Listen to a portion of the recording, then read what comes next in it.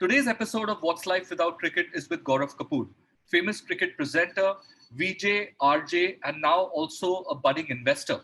We take a look at Gaurav's fascinating journey through sport and entertainment. Stay tuned for this one. It's a great episode.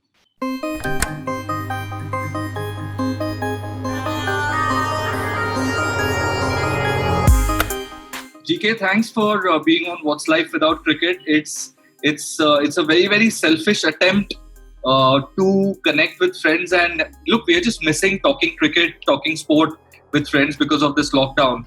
So we're pouncing on all you unsuspecting people to get out to the show.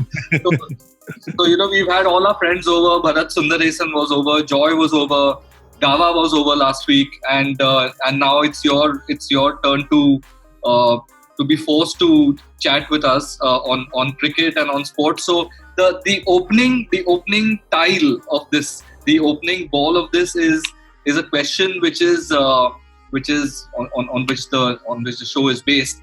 What would life without cricket have been for Gaurav Kapoor?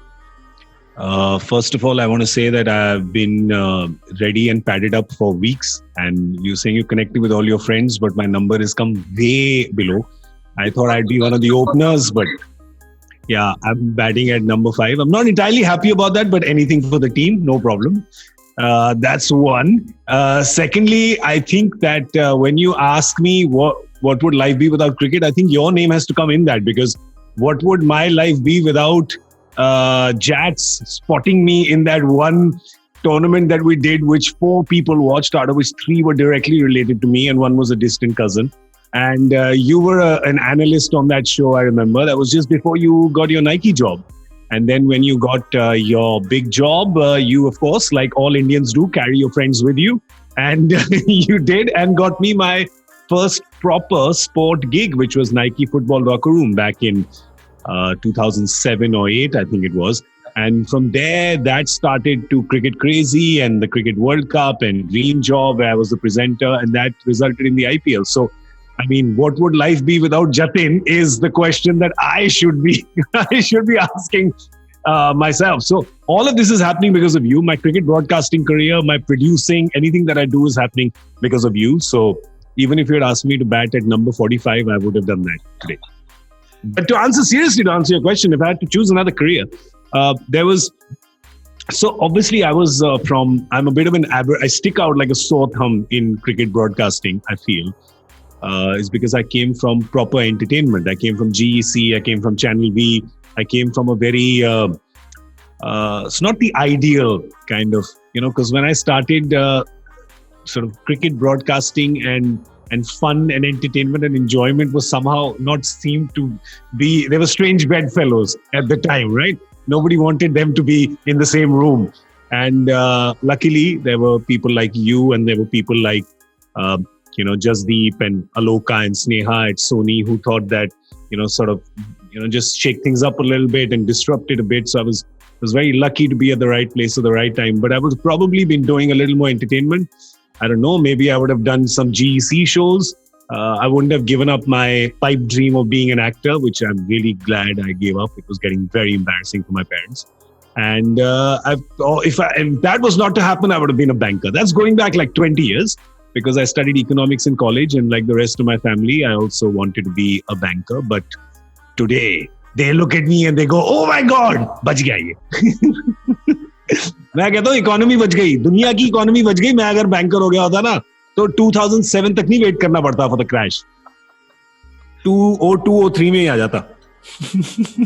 Gaurav, it's interesting that you go back to your finance and college kind of days, because one thing which I've always noticed about you, and after every conversation, every meeting with you, I think about it, is that you're a very enterprising guy. You're an entrepreneur at heart, right? So tell us a little bit about Oaktree, because tell us a little bit about Oaktree. You've been in media for a while. Where is media going to go? How is Oaktree going to kind of be at the intersection of what's going to happen? I mean, now I know that you're doing a lot of IPL. Oaktree is producing a lot of content, but where do you think media is going to go? And before that, tell me about this entrepreneurial streak of yours. So I think it comes from the fact that since I was very young, I was kind of fascinated by numbers and business and this whole idea of it. I like numbers, right? So, and by nature, I'm there are people who, I'm a risk taker. So there are enough people who we live in a country and a society where we're taught that risk averse is a virtue, right? Yep. You should be risk averse. Yep. So I think that even a mild risk taker in this country I think you have a leg up. You have an advantage. You are anyway 1%, right? And if you can kind of, work out how can I optimize this risk? How can I mitigate it a bit? How can I just balance things? It doesn't require too much of balancing. If you can do that, and if you have a penchant for that, you really can sort of, forge a different path. I was never a fan of the plug and play economy, and that's what happens, right? When you're a performer, it's you're in the rent economy, right? Because it's what I call the LA business model, the Lokhandwala Andheri business model, where all my friends there are just thinking, per day kitna hai, per day, kaun sa show hai, per day kya, per day. So I think it's the LAPD, Lokhandwala Andheri per day model, right? And I just thought that I didn't want to, a few years ago, I think I realized when I got slightly older and slightly stiller in life, I said that you can either create wealth or you can create value, right? And creating value interests me a lot more. Now, people say, what's the difference? You can create wealth and value. I think value requires a lot more investment, long tail monetization, thinking about the entire ecosystem and ripple effects more than just creating wealth, which is always a very kind of singular pursuit, at least in the business that I'm in. So I was quite interested in all these things, not just as concepts, but in execution and in reality. So I think all of them have just, it's also been a lot of happy accidents from one to the other. Or you could say on the flip side, if I give myself a little more credit, would be that you see an opportunity and you say, all right, do I want to roll the dice on this? Yep. And I've always had the roll a dice kind of philosophy from the time that I was 16, 17, when all my friends wanted to, do these MBAs and stuff. And I, took a job as a radio jockey. And I got a buzz from performing live. I got a buzz from, being on air, on, people listening. I guess it is in a very primal way, that is a lot of validation in that, right? When people applaud for you. And so it's a very primal kind of instinct there. So I think it started from there. I was pushed into it at 16, 17. I just took that risk. And then from there, whether moving to Mumbai when I got the Channel V gig, it was literally, I got the job and I left Delhi where I'd grown up in like 3 days. I packed my bags and I left forever.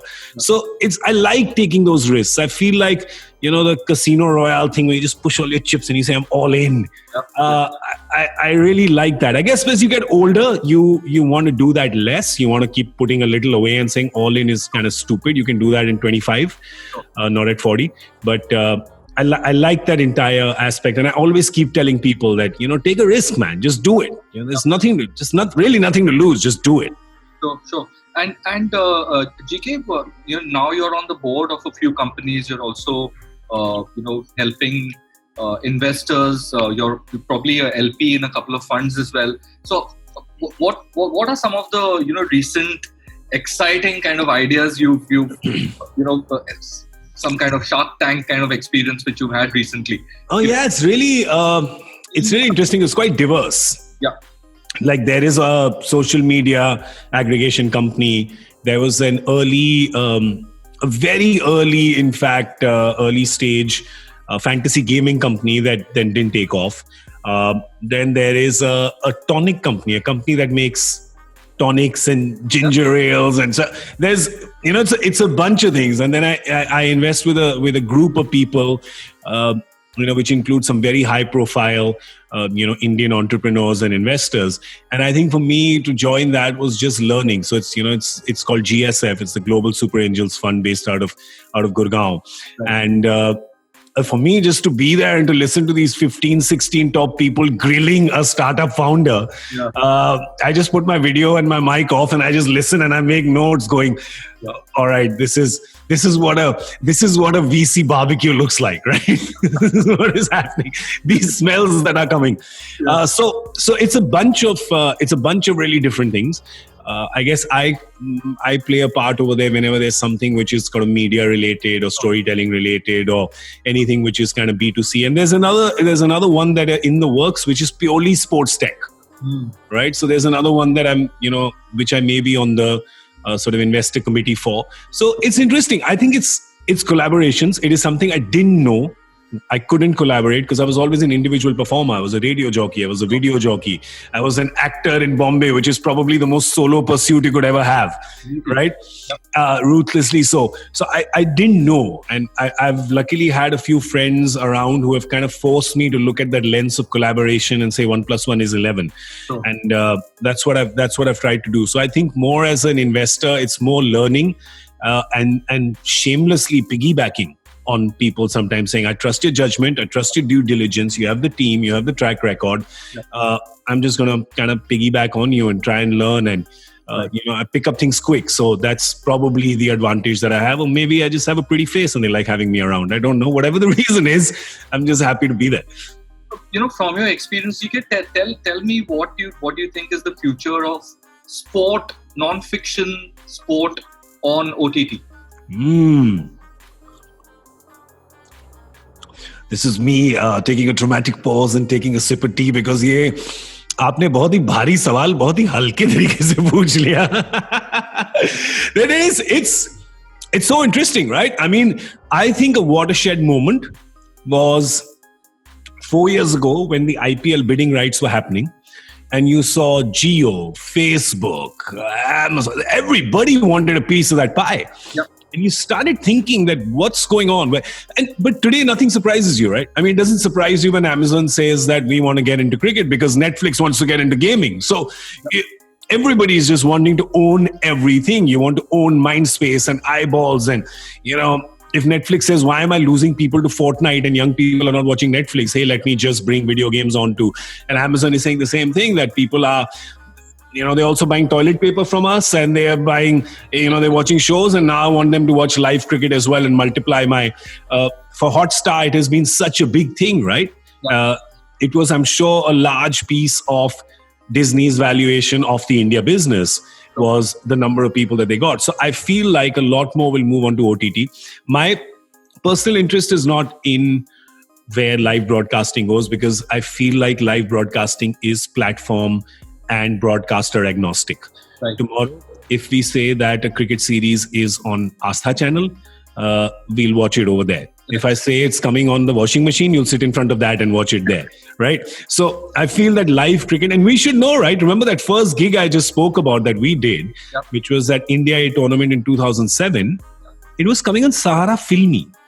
Yeah. Right? It doesn't exist today, or at least I don't think it does. Yeah. So, and IPL started on the movie channel that Sony had, right? Oh. So I think this kind of legacy data just proves to you that Indian cricket consumption when it comes to live games will happen. It's agnostic. It doesn't matter where it happens. Sure. What I'm interested in is the broadcast, is the storytelling aspect of the sport. And that's why Oak Tree, coming to your question from earlier, that's why Oak Tree also started, because I have always been attracted to sport for the stories, right? As are you, I'm sure, as is, I think all sports fans, that's the thing, right? Yeah. Yes, there are numbers and there's 4s and 6s, but the story of the cover drive is even more fun than the cover drive. The story, my favorite cover drive is the one that Sachin didn't play when he scored a double 100, right? Yeah. Right? And the story that goes with that, right? And so you just keep thinking of these stories, and that's why Oak Tree was set up as, I always keep telling my entire team, first of all, we're not a production company, we're a content company, right? Yeah. The difference being that a content company wants to own its distribution and thus its IP. Yeah. And secondly, we're not a sports company, we are a storytelling company with sport as the backdrop. Yeah. As soon as you put that lens, everything changes, right? Sure. Because if I tell you a great story, it doesn't matter if the backdrop is sport or film or biochemistry or agriculture, you will remember it. It will resonate with you for its human qualities. Sure. And if you think of human qualities, all the human qualities that we admire are all in sport. Sure. There's resilience and ambition and bouncing back and dealing with success, dealing with failure, loss. Sure. It's just a camaraderie, just everything, playing the team bigger than you. It's beautiful. Yeah. I mean, I'm preaching to the choir because you know all these things, right? I mean, you embody all these things. Reminds me of an incident. We were at one of these offsites, Nike offsites in Dallas, and we were watching the Cowboys play, right? And So not actual Cowboys, right? yeah. So Jerry Jones, who owns the team, spoke to us after the game. There was a usual kind of after dinner kind of thing, and he said that, you guys don't sell shoes. Nike doesn't sell shoes. Nike sells a feeling. Wow. And that's exactly what we've always believed in. Wow. And hence my question that the non-fiction sport part of the OTT pie, I think, is just set to grow, I because hope so. many of these stories, and I think with India, doing better and better at non-cricket sports, I think Yeah. a lot of young Indians, youngest country in the world, a lot of these stories will resonate. GK, how would you describe yourself right now? You're doing a lot of TV. Oak Tree is happening, and Touchwood is growing. How do you divide your time right now? Because that's something which people would like to know. So I call myself producer, presenter, jester, investor. Because so there's three hats that I wear, which is could be because I'm genuinely a multitasker, or could be that I'm just running away from one thing to another at all times, and I'm like a dog chasing its own tail, right? Just going in circles. So I think it's got to do with excitement, right? Basically, because it is, yes, it is. It is some people have the bandwidth or the mind space or the temperament to be kind of long-term players, right? And some don't. Some just want to, there is, if you took cricket examples, I mean, Cheteshwar Pujara can dead bat 50 balls. How many others can do that, right? We have Anand, who's here, who I think is here, but he's not talking to us. He hopefully will impressive enough to get a word out of him. Like when you write a book, right? When you write a book, it is a commitment. It is it's daily drudgery almost. You have to wake up every day, and the only thing you can guarantee is the cup of coffee that you'll make and the fact that you will sit down in front of your computer, and there's no guarantee after that, right? So that requires a certain temperament. There is a certain temperament, as you will know, to operate in a newsroom, right? Which is, just boom, boom, boom, doing stories all the time. So I feel that my temperament was always kind of more short-term, kind of doing multiple things at the same time. Maybe I just have a, short attention span, or maybe, as you're right, I just crave the excitement of and the newness and just closing things. So I like the fact that I have to wear three different hats, and those would be one of performer, which is when I'm either on, in front of a camera, or, if I'm, peddling a product like a traveling salesman, or, part of a campaign or whatever it is, right? It's just as a performer. Second is as a producer, which is an Oak Tree, and then we come up with an idea and we try to sell it and try to find a fit, and where's the market gap? Do we need a show like that, etc., etc. And then three is as an investor, which probably takes the least amount of time, but so it may take the least amount of time physically, but sometimes I feel like it takes the most amount of time mentally, because the curiosity and the need to learn over there is far more. I've got a lot to catch up over there. So I think my mind is always open to things and reading things and, about, valuations and things. So I that excites me. So it's quite interesting, because on some days I feel like I have a multiple personality disorder, because I literally will. And then there is also, I want to add though, anecdotally, there is a different level of standing or brand value that I have as each. So when I became a producer the first time, it would be really funny, because someone would call me and say, we have this script, for example, we want you to read, or this thing. I'm like, yeah, just call my manager, maybe send an email, we'll figure it out. And then somebody would call and say, we need you to produce something. Hanji sir, kahan hai? Bataiye na. Main aata hu. Kahan hai? Like, I've been to, because we were doing the Mumbai Indians piece, was the first thing we ever produced, MITV. I've gone to Ghansoli a few times without complaining. नहीं तो मैं बैंड्रा से बाहर नहीं निकलता. कोई अगर meeting के लिए बुला ले जुहू, मैं कहता हूँ ईमेल भेज दो, फोन पे बात कर लेंगे. Reliance is saying come to Ghansoli, I'm there. You're going to come. So it was quite interesting in the beginning. So it is logistically, mentally, physically, it's like living 2 or 3 different lives. But I quite like it. And of course, then on Sunday, I wear short dresses and high heels and walk around Bandra. So I live 4 lives in a way. So Nobody else knows that. DK, tell us a little bit about MITV. How is it kind of? What's been the cadence? Over that origin story is super interesting actually. I used to, when Sundar Raman was CEO of the IPL, also a Liverpool fan like me.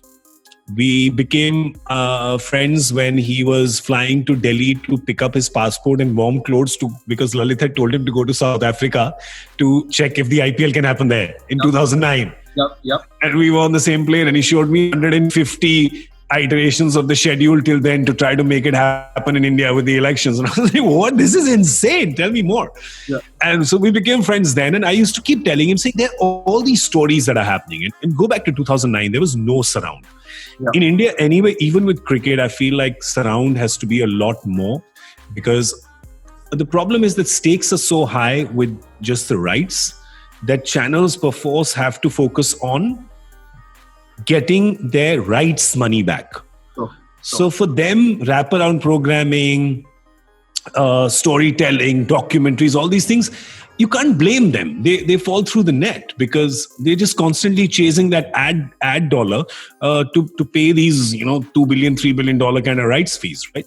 So I used to keep telling him, I said, it's a personal pain point. I really feel like there need to be more stories. I want to hear more stories. Why aren't they? So I was badgering him. He quit 4 or 5 years later when he quit and joined Reliance Sports and he was heading that up.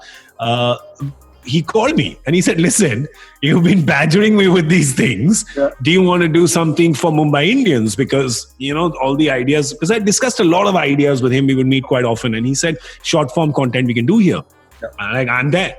Yep. So I went there. I had no company at the time. It was just me as a consultant. So it was him, me, our dear friend Srinivasan, who then has later gone on to run the ISL and has his own startup now. Yep. So it was the three of us would sit. And then we came up with the content buckets, with the strategy, with what videos we would make. And I distinctly remember this conversation that GS and I had where we had a bit of an argument where he said, what do we call it? And I said, we got to call it MITV. Yeah. She said, but it's not TV. It's not going on TV. I was like, trust me, it's got a ring to it. He's like, how he's like, sir, are you sure?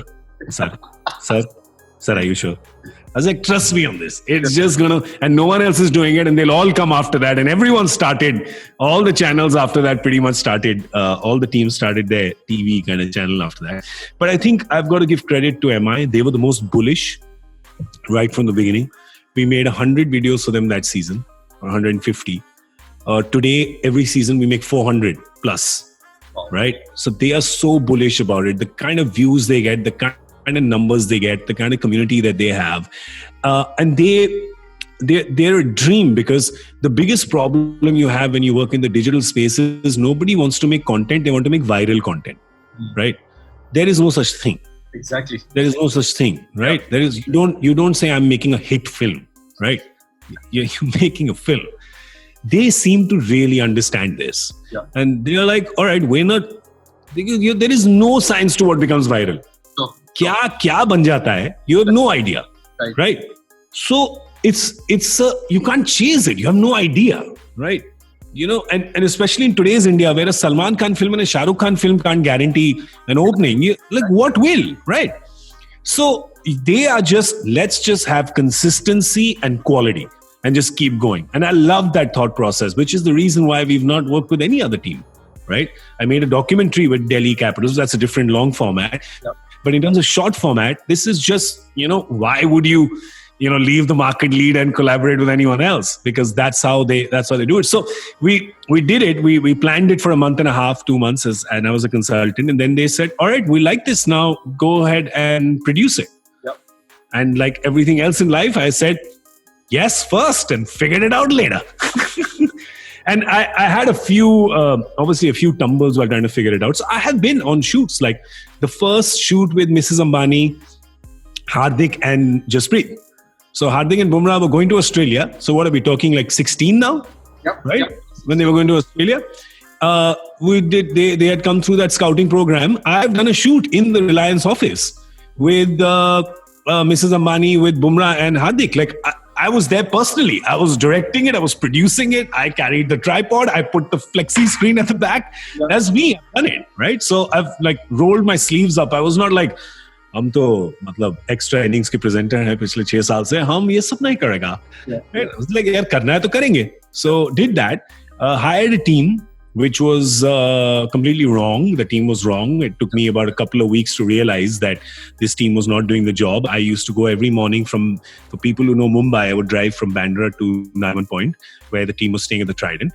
I would shoot with them for 6-7 hours. And then 3 o'clock, I would drive from there to Film City, where the extra inning set was. And then I'd do that until about 12:31.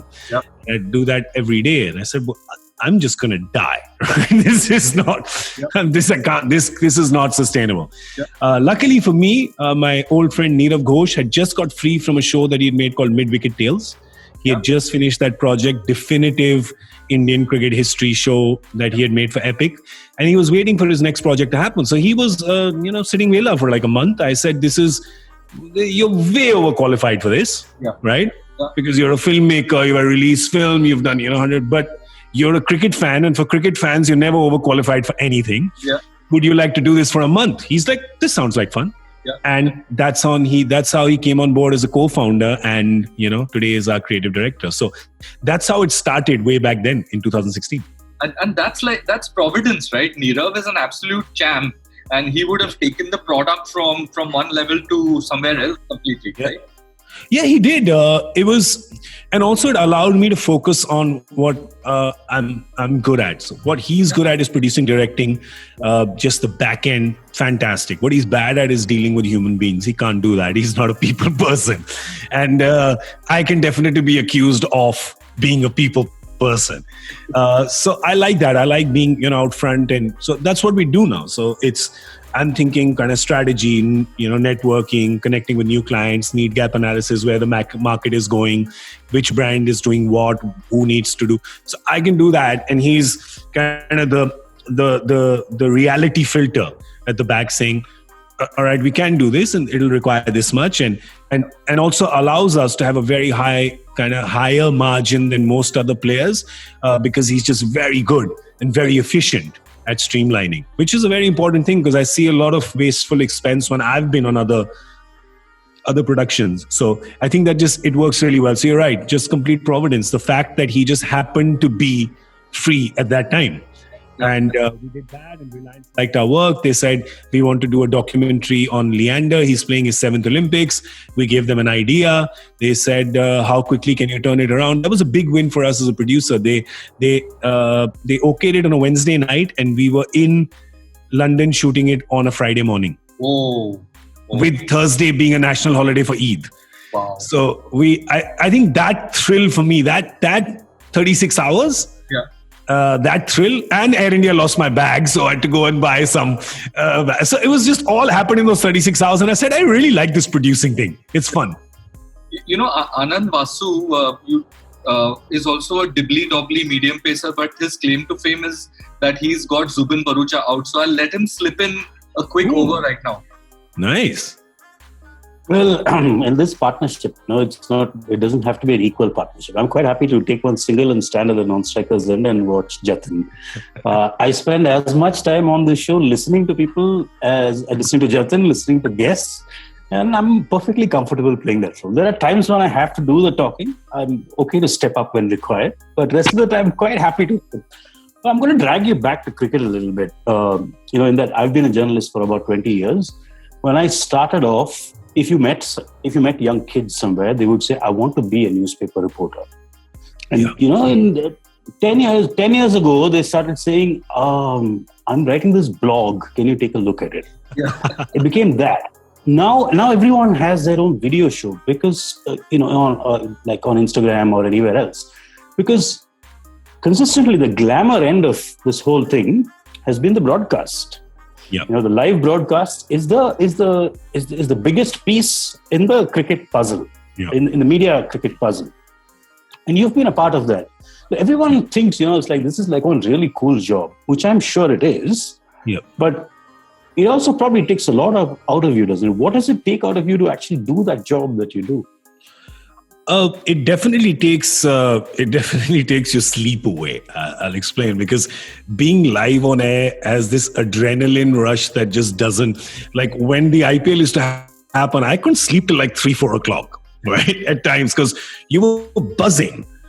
Half of it was perhaps just the electric company of Navjot Singh Sidhu, and the other half was probably just the drums playing in my ears all the time, right? I guess. Yeah. But the adrenaline, that's one. I think that's, it's a really interesting question, and nobody's, I have to give it to you because nobody's ever asked that question. I think people have always asked, what did it give you? Nobody's ever kind of asked what did you give it? Yeah, what it took away in a way, right? I mean, what did it's interesting if I think about it, and I don't want to sound like the risk at answering this question is you end up sounding like an ungrateful douchebag, but I think the only thing is I used to tell people that it was very difficult to do any other television after doing cricket, especially the IPL and even more so extra innings, right? Because they ended up mounting it at a scale, and full credit to them, right? They chose an audience segment and they went after it unapologetically, right? And I think somewhere after 5 or 6 years, that kind of started to rankle a bit, and which is why I started doing, Breakfast with Champions on my own shows, because I said I need to balance this in my head. Otherwise, this entire mass thing will just drive me a little crazy. But I understood it. I signed up for it. And I really enjoyed doing it because that is kind of the background that I come from. But it made it very difficult to do anything else after that, right? Like, what do you do? What do I do? Do I do India's Got Talent or Indian Idol? Or, I can't go act in a soap.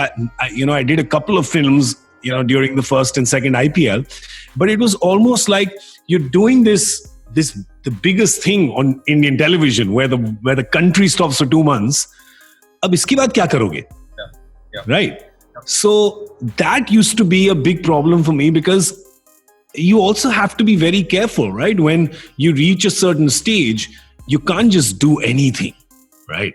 You can do that anything experimenting when you've got nothing to lose in a particular kind of field. But when you do this for a few years, you have a bit to lose. So you got to be really careful. So I think that was probably, if I had to take a stretch, that would perhaps be the only kind of negative from that, but the positives just outweigh it like so many times over.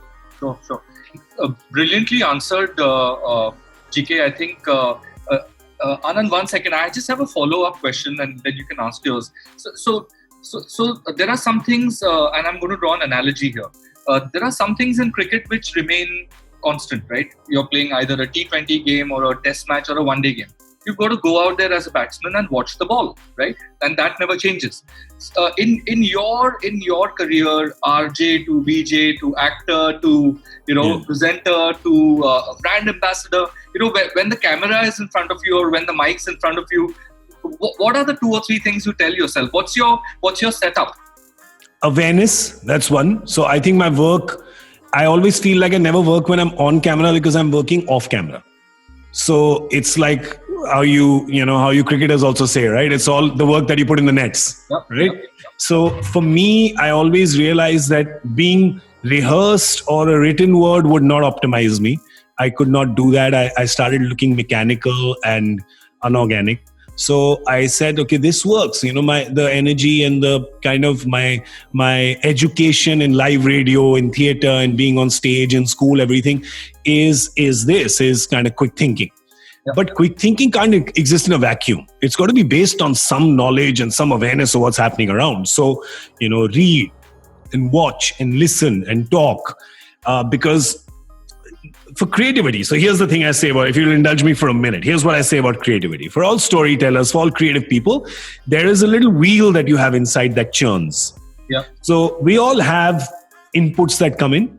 And sometimes if you were to just say you're sitting with 4 friends, perhaps the same joke could be told by 4 people and it will get a different response, right? But they all had the same input. But why is the output so different? Right. Because the wheel has churned it in a different way, right? So similarly, for all people, the input is the same. It's the same game happening. Yeah. How come I thought of a certain, like if you just look at analysts, for example, why does somebody think of something which the other person doesn't think of? It comes from awareness and studying and, experience, etc. Similarly, if I'm thinking of a joke or a gag or an angle that no one's thought of, it's probably because I have fed that wheel. I have oiled that wheel consistently. Whether it is, reading something or watching something, or whether I'm watching British comedy or American comedy, or just sitting and staring at the wall and thinking of, silly improv songs, whose line is it anyway, kind of thing, right? So I think that's what I keep. I keep that kind of childish curiosity alive. So curiosity, awareness, and just being relaxed. I think being relaxed is very important.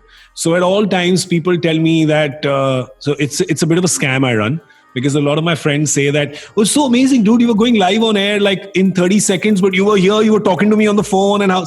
Yeah. They don't realize actually that's not me being cool. That's actually my process. Like I need it.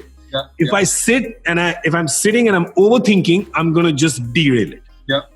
So I need to not overthink, right? I just need to 10 seconds before, I just need to zone in and center and say, where are we? And that's it. And just go. Wow. So that's what my process is, right?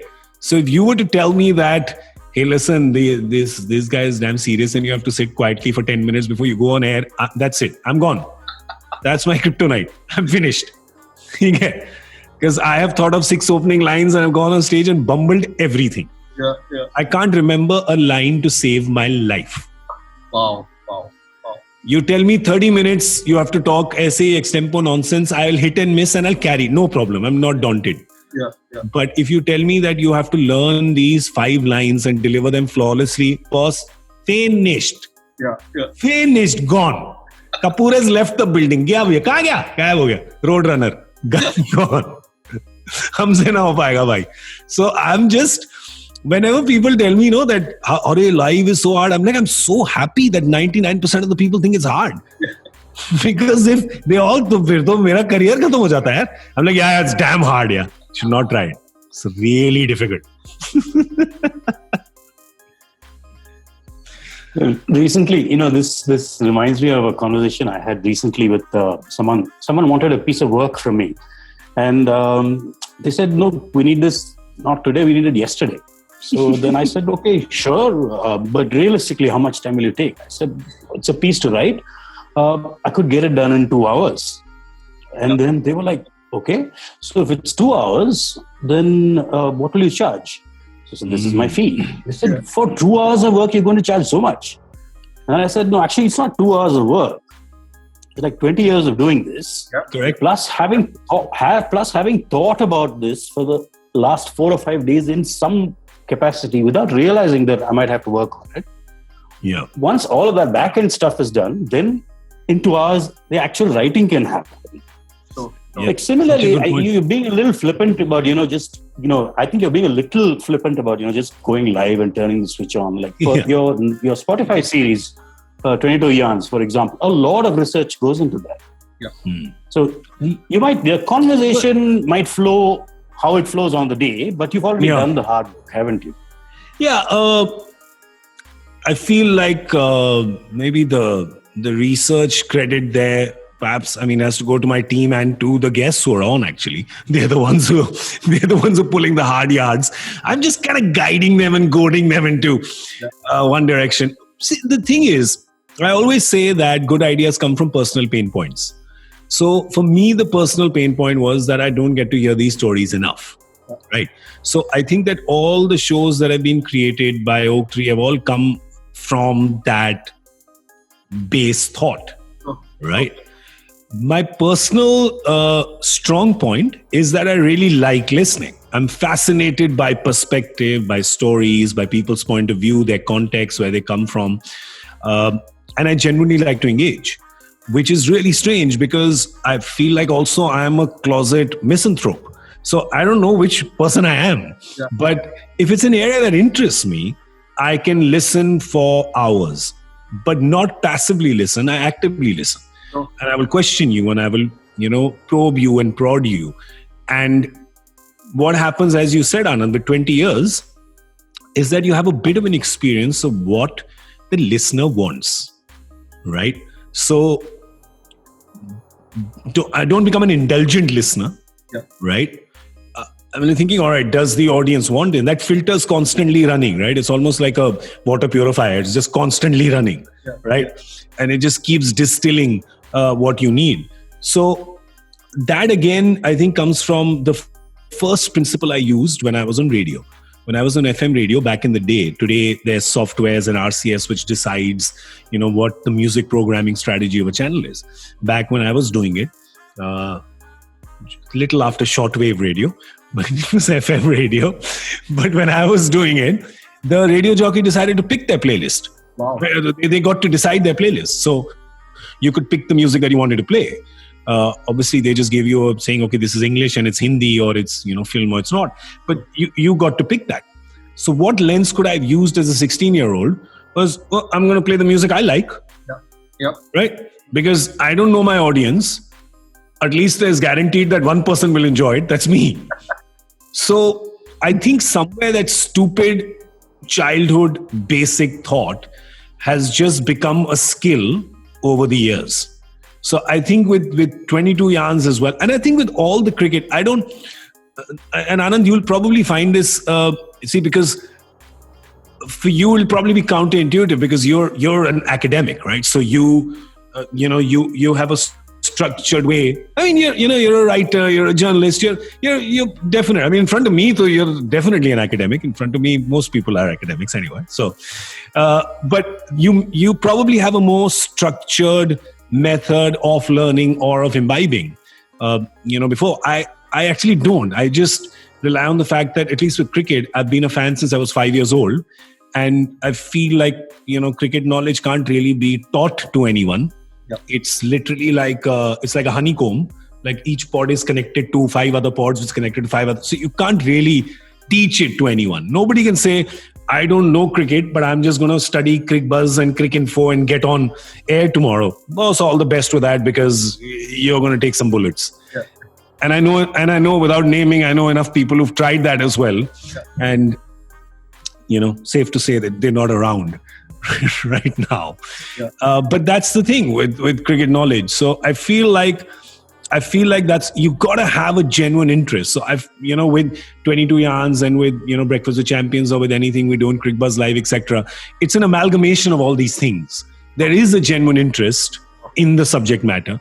There is a genuine interest in listening to what the other person is saying. There is a genuine interest in guiding the conversation a certain way for the benefit of the viewer and the listener. And there is a genuine faith that I have in my own lens and filter to produce that content.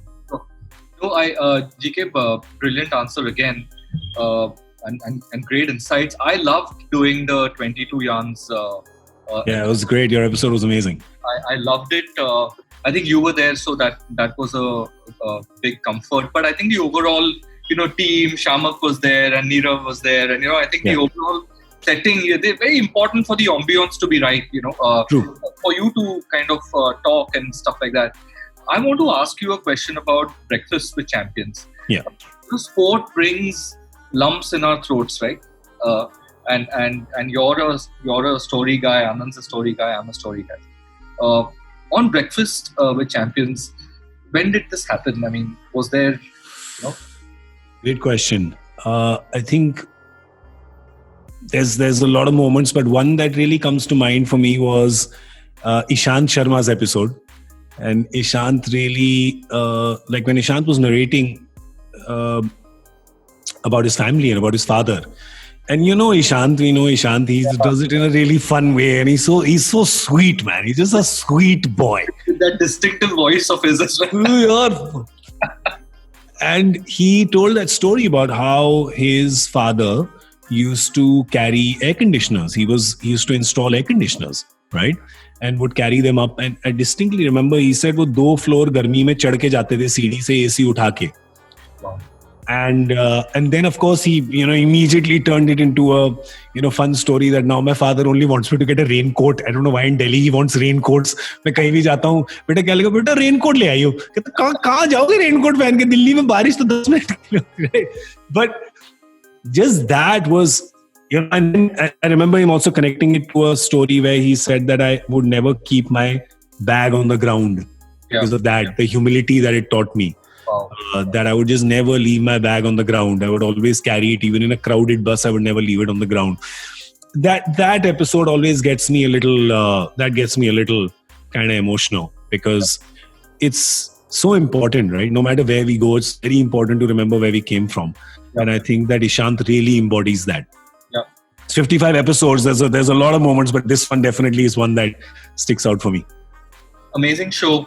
GK, as a professional, you kind of ride above a few things, but it must be exciting / intimidating to be with Kapil Paji or with Mr. Gavaskar.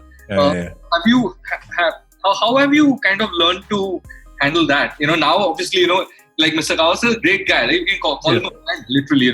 Let's put cricket aside, but he's a good guy. He's just a good guy. But say in front of a Kapil Dev, I mean, were you tongue-tied at any point? I have to tell you a very funny Kapil Dev story, which actually goes back to when I was 7 years old. You also know Mr. Vinay Lamba from DDCA, right? Yes. Dear friend of my dad's family friend, and his son and me are like same age. He's 3 days older than me, right? So we're pals, and they used to stay in Rajendra Nagar, and we used to stay in horse cars. And one day, and we used to hang out together, and we used to, with my cousin Ayush, who was, common to us, and we used to hang out and play cricket and do all that stuff. And Vinay uncle is the person who took me to Kotla for the first time. All us boys went to see a game. I got an autograph from KP Bhaskar. Yeah. It was a Delhi game. Delhi was playing, I think, New Zealand. It was a warm-up game or something. Yeah. So one day I get a call, very excited call from Dixit saying, my neighbor, there was a Pepsi contest. You bought a crate of Pepsi and Kapil Dev came to your house. Right? This is, what are we talking, like late 80s, right? Kapil Dev comes to your house. This is a time where television comes for 3 hours a day on one channel. Right? You're seeing Kapil Dev. So he said, come. So everybody, so 50 kids are standing there, right? Kapil Dev is coming. So I have always, it's strange, but I've never liked crowds. Right? I have an issue with crowds. ज़्यादा लोग होते हैं ना तो, which is when people ask me, तो तुम stadium कैसे जाते हो? I said, इसलिए तो मैं ground पे होता हूँ ना, stand में नहीं होता. So there were too many people outside. I was getting really it was daunting. So I went inside the house. So this is Vinay uncle's neighbors or somebody down the street. So I go. I don't even know who they are. मैं घर के अंदर ही चला गया. मैं चलो यहाँ बैठ जाता हूँ. तो मैं जाके दीवान पे बैठ गया. ठीक है. 5 minutes later, everyone comes in. Kapil Paji also comes in, and it so happens that he sits on the divan right next to me, right? And I am just exploding. 7-year-old me is, मतलब फटने वाला हूँ मैं बिल्कुल, like a volcano. I'm just thinking, ये क्या हो गया? Just as I was processing it, वो photo खींचने वाली थी. The boy's dadi comes and says, "Puttar side hati," and he moves me to the side and sits down next to Kapil Paji, and I'm pushed down to the end of the divan, and I literally fall off, and I never got a picture with him then.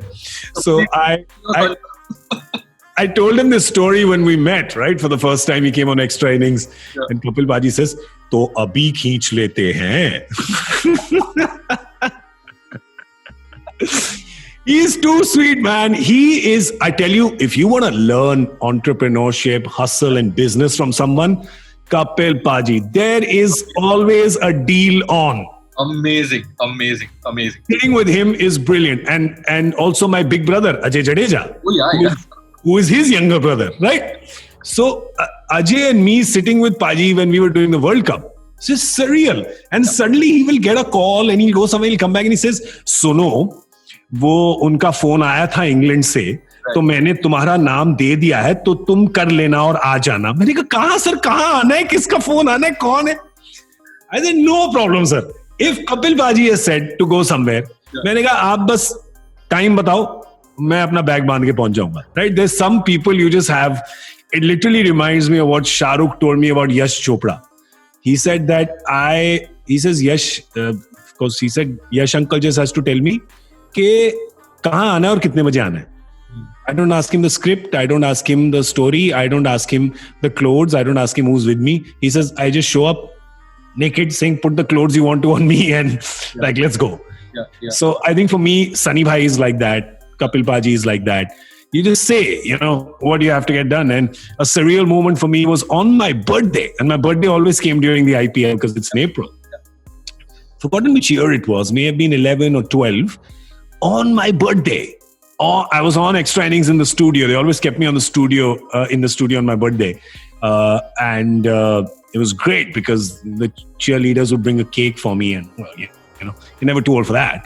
And I remember the two guests were Kapil Dev and Sunil Gavaskar. I'm just like, मैं तो फट जाऊंगा आज यार. वो क्या रहा है? Is this my birthday or is this my death day? Because I'm in heaven. Kapil Paji also is one of the sweetest guys around, right? Yeah, it's too sweet. So, I must tell you a story. He calls me once every year. Every year. Saying, beta, kaise ho? Paji, sab theek. Acha, fir theek. It's like a 10-second conversation.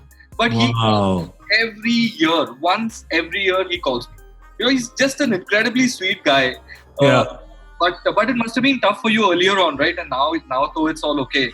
Yeah, now it's okay. The first time I remember, and what happened is that we used to get carried away quite a lot on extra innings, as people would know. And there was something happening with the birthday वो live by satellite कोई वहाँ से रवि शास्त्री बोल रहा था happy 50th champ and he's same joke every year. He's had my 50th birthday for the last 15 years, right? It's happy 50th champ. And वो live by satellite हो रहा है. And Kapil Paji just come new into this setup. And he, after this happened for like 3-4 minutes, he's like, अब हम थोड़ी cricket की बातें कर लें live on air. And I was so embarrassed, right? तो मैं थोड़ा सा till the next ad break, I was a little pattu. I was like this, sitting like a whimpering puppy in the corner. Just like, अच्छा ठीक है, let's keep it on track. But with Sunny Bhai is amazing. His sense of humor, right, is the child that he has managed to retain in him is just amazing. The reverence that I have seen for him in different countries in the world, and you must have seen it as well. Both of you must have seen it. You show up in any country, he's in every country, he's got two buddies who are like his buddies of years. Yeah. Who will show up to whichever part of the country that you're in. Yeah. They are super sweet people. They are lovely hosts. They will host dinners and parties, and they will just, the reverence that is there. Especially, I mean, I had the good fortune of being with him in Port of Spain in Trinidad, where he is the king, right? It was just nuts. We were at a dinner with like 15, 17 people, and Sunny Bhai, we just came back from the game, and Sunny Bhai just tells Ashish and Ajay and me and Murli Karthik, saying, all you boys, be ready at 8 o'clock in the lobby. Right? Ab Sunny Bhai ne bola to 7:55, all of us are in the lobby. Right? Shorts and chappal, because that's getting ready in Trinidad, but we are there at 7:55. Some car comes and whisks us away to a really fancy Chinese restaurant, long table. Yeah. Sunny Bhai, of course, right in the center. Yeah. And हम चारों कह रहे हैं कि भाई एक minute इस बहती गंगा में डुबकी मार लो, क्या है, ठीक है, खाना मिल रहा है, दारू मिल रही है, एंटरटेनमेंट, हॉस्पिटैलिटी, पंजाबी है थोड़ा, तो there's no problem. And you just there, and they're telling, everyone's telling these stories about him from when he used to come, when he came in 71 and this happened and he stood up. It reminds me, you tell me that story. I remember when you were bartender one night with Sunny Bhai, right? I remember that story so well. You got to tell people that story. Yeah, so, he has, and like you said, he's got a very big soft corner for his old friends and old teammates. So this one evening every year used to be at his house with his old Bombay teammates. And I would be invited for that. And I said, oh, thank you for having me over. He said, no, but you've got to realize your role, right? You're the bartender here. So just make sure everybody's glass is always full. That's why you're here. But he's such a nice guy. His 70th birthday in London. And I was there just after the World Cup. And he said, why don't you postpone it for a couple of days and attend the 70th and then go. So I said, I'll do it. And he sent me a message in Marathi ki, tu gela astas, tar tu gela astas. You would have been gone if you had left. There's another joke, which is folklore in Mumbai cricket. He was invited for this function to be a chief guest by a guy called Vilas Godbole. And Vilas Godbole is like full of anecdotes and stuff like that. And there's a way of saying in Marathi ki, now आता सुनील गावस्करांना मी बोलवतो स्टेजवर 3 शब्द बोलायला. So that's the way, 2 words. Can say 3 words. Say, yeah. He came in, said 3 words. Vilas Tula Manla. And he left.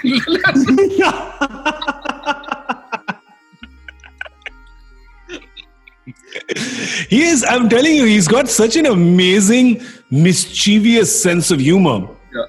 There's a joke on 22 Yans that they have to, every episode, they have to edit 2 Sunil Gavaskar mentions from me. Right.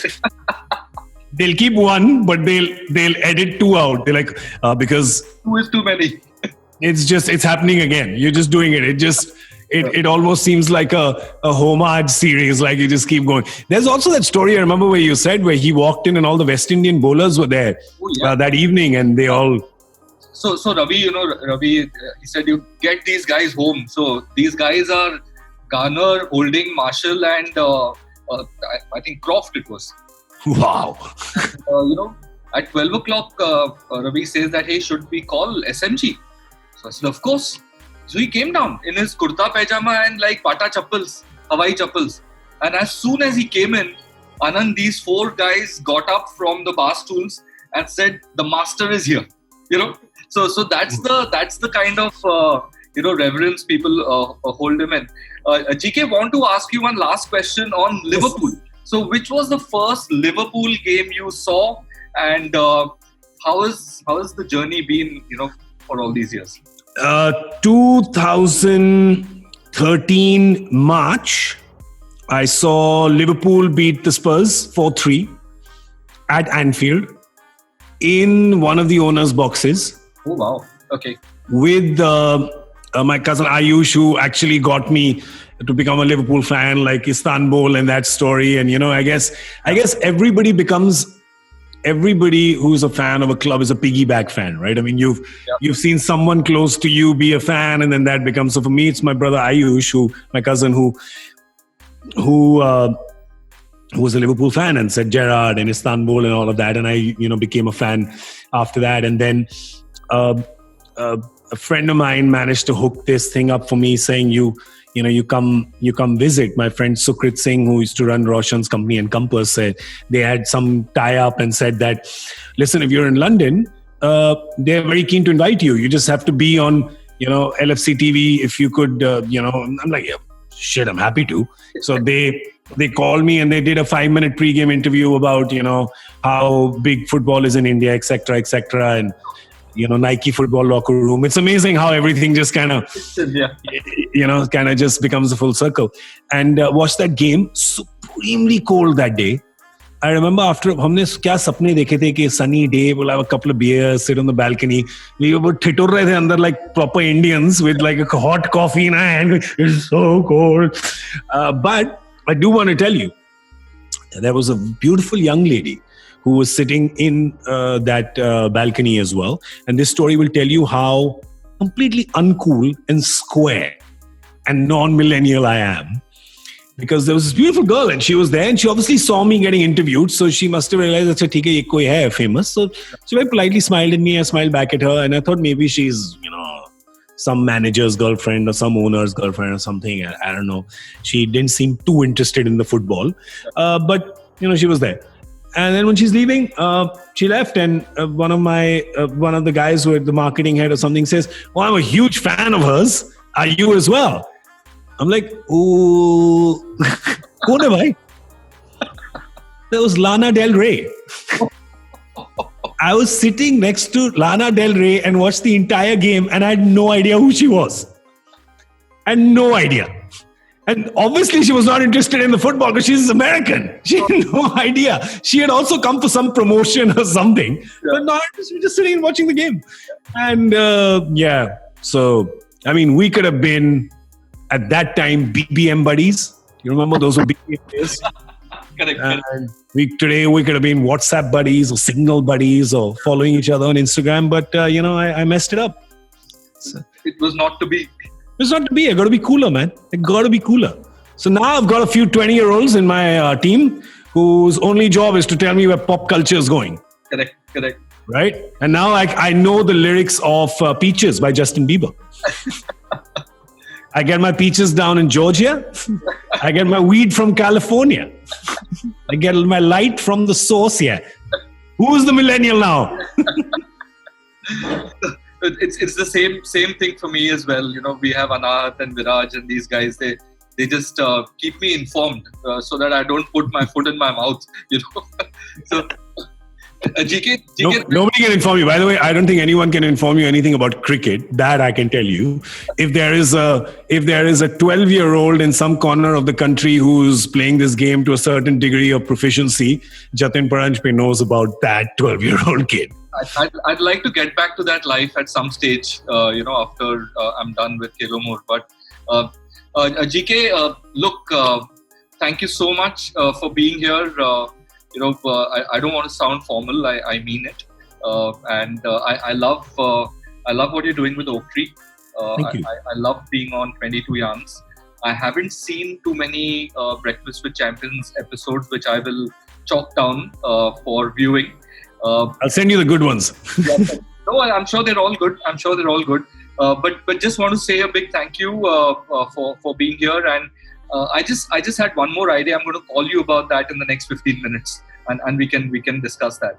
So cheers, man. Take care, and we'll be in touch. Okay. No, it's amazing. Thank you so much for having me on. It's very rare that these days, more and more, that I get to put on the hat on the other side and kind of tell some. So it really jogs my memory as well. And I think one problem that I've had since I was very young is that I always disregard my achievements, as Anand was saying. It's a good point. I think I'm very flippant about them. So sometimes when you just tell these stories, I think somewhere it's also reaffirmation for yourself. कि ठीक है बेटा, ठीक किया है तुमने अभी तक. ठीक है, ठीक जा रहे हो, चलते रहो. And that's important. In the right measure, it's important to be mindful of what one has achieved.